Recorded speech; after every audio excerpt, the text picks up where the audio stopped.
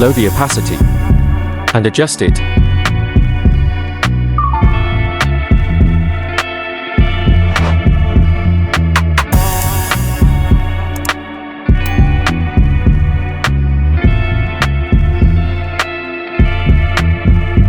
Now create clip-in mask by right-click on the layer.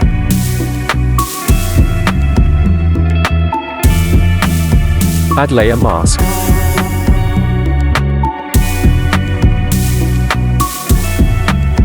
Brush opacity 100%. Flow 25%.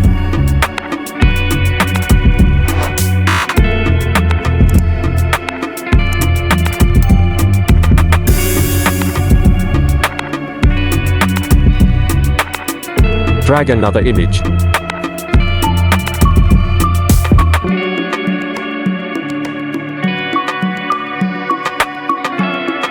Adjust it accordingly.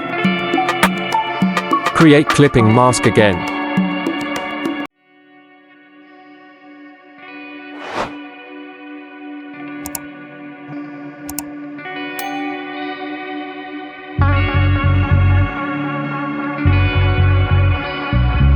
Add background layer.